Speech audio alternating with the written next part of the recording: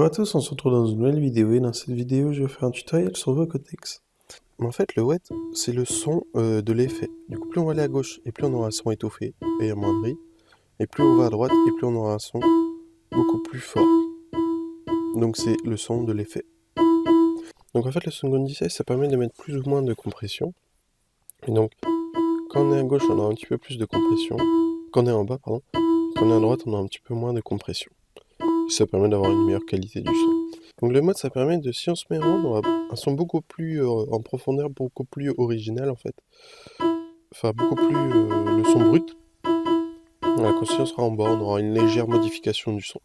Et n'hésitez pas en haut aussi, il y a une...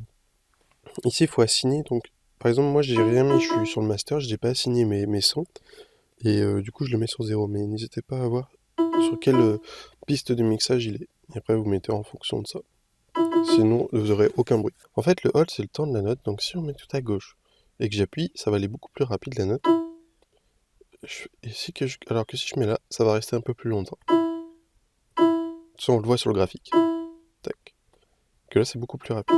En fait, l'attaque, c'est la montée du son. Donc là, par exemple, si je clique, le son va monter direct. Alors que si je mets tout à droite, on aura quelque chose de plus lent. Donc là, on voit que c'est beaucoup plus lent au niveau du graphique et même du son. Donc là, c'est direct. En fait, le red, c'est le release. C'est le temps de la note, en fait. Donc si par exemple je fais une note là, ici ça va être plus vite en fait, ça va pas rester longtemps la note. Alors que si je fais tout à droite, ici on voit que la note est un petit peu plus lente à redescendre.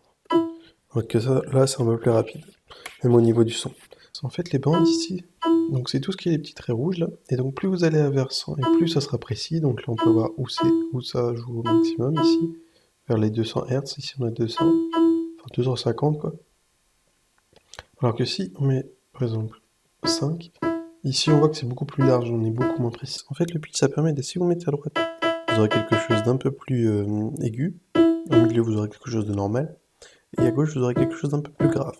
Donc j'espère que cette petite vidéo vous aura été utile, n'hésitez pas, dans la description il y a une formation sur FL Studio, et au revoir.